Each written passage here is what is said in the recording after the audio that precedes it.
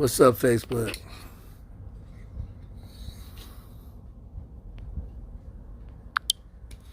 What's going on, y'all? Call me stupid. Stupid, stupid, stupid. I have been talking for the last 25 minutes. The last 25 minutes thinking I'm recording, and the whole time there was a little button that said start live video, and I didn't push that button. So all this time I was talking to myself. Woo, do I feel stupid. Not only do I feel stupid, I look stupid. I look like I got egg all over my face. So now everything I talked about, I got to do it all over again. Oh, man. Okay, here we go. I already did my shout. I did my yelling from the balcony. I had the music and the theme song and everything. Now, I was wondering why nobody was on here, especially you, Paulette. Okay, let me get started now. I can't believe I did that, y'all. Hey, what's up, Facebook? How y'all doing? Today is day 442. Today is June the 16th, 2021. And according to the Coronavirus Pandemic Live on YouTube, there have been 3,852,772 fatalities all over the world, 616,139 right here in the United States. So we go from the red and move over to the black, and you can see the difference between yesterday, the 15th, and today on the 16th. So you see that difference right there. That's quite a few. That's more than quite a few. That's every one of those deaths represent a father, a mother, a brother, a sister, an uncle, an aunt, a niece, nephew, grandfather, grandmother, cousin, a friend. So keep them in your prayers, y'all. And here we go to the green. This is what it looked like a year and 2 months ago, April 2020. 263,000 throughout the world, 73,000 right here in the United States. Okay, birthday shout out. Want to give a birthday shout out to James, Jennifer, Authoress, Ed, Manny, Dane, Bernice, and Paradise. Happy birthday, y'all. Happy birthday. Happy birthday. I hope everything is a great day for you. So happy birthday. On a historical note, June 16th, 1829, the one who paratroopers yell his name when they jump out of airplanes, Geronimo, Gothalaya, Gohayele. I cannot pronounce the way his Indian name, so I'm just going to call him Geronimo. Okay, Geronimo is Spanish for Geronimo, which means Jerome. I don't know how the Mexicans called him Geronimo, but that name stuck.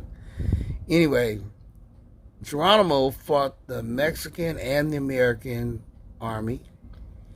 He would be put on the reservation, Apache Reservation in Arizona. He would break out of the Arizona. He broke out of the Arizona 4 times. 3 times and surrendered 4 times. 4 times. 4 times surrendered 4 times. I don't know, y'all. I'm not good at math. I apologize. And he would go into Mexico, raid Mexico, leave Mexico, come back to the United States and raid the United States. And finally, the Mexican and the American government agreed to allow the Americans to go into Mexico to chase after him.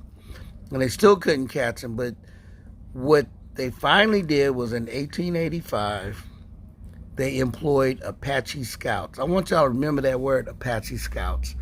These were Apaches who were tired of staying on the reservation. They were bored.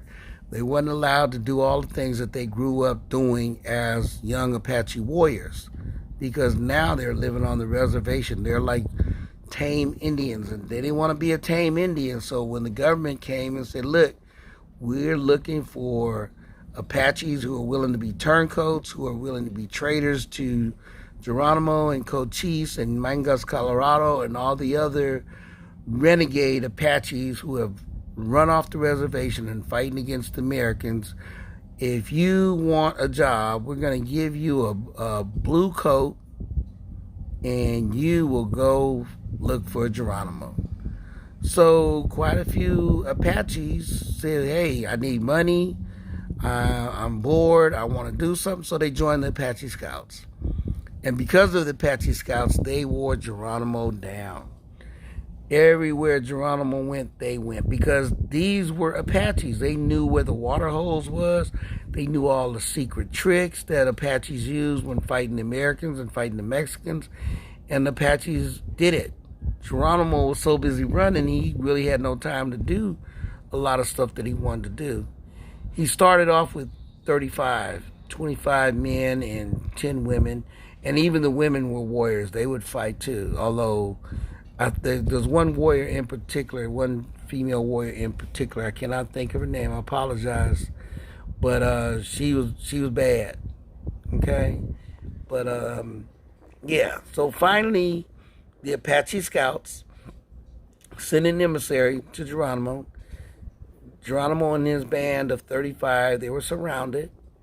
And so they said, look, man, you might as well just give up because otherwise everybody going to get killed and all this other kind of stuff. So let's give it up.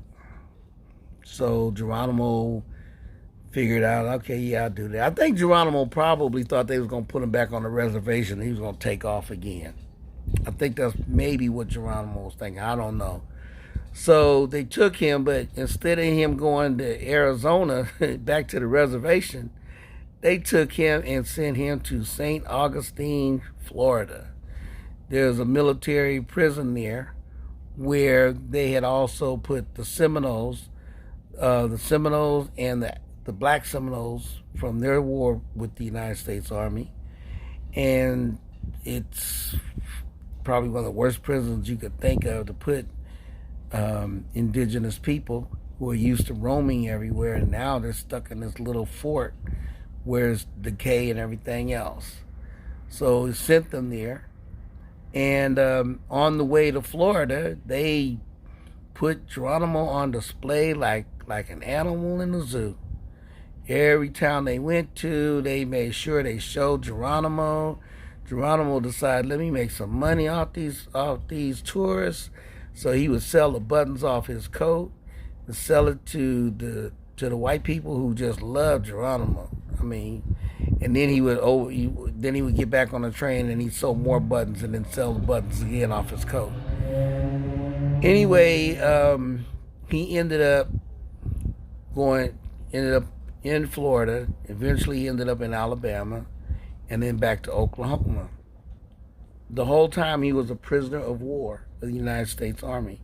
Now, the other thing is, when they had the World Fair in 1904, they took Geronimo and put him on display like how they did King Kong. Like here's King Kong. So in New York, so they did him like that. Took him to the World Fair and did that whole thing, and then basically put on display him and 5 other native indigenous people all wearing Indian war dress and headdress and all this stuff. They rode in the inaugural parade for President Theodore Roosevelt. Whoa, so it was like white people loved it. Like, look at the Indians, so they did all that.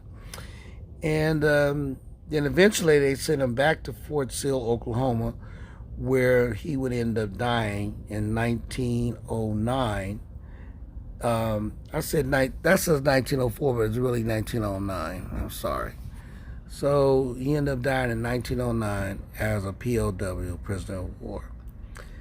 Remember I told you guys about the Apache Scouts? Okay? Remember I told you about how the Apache Scouts they did not, they were turncoats. They were traitors to their own people. They were, they fought for the white man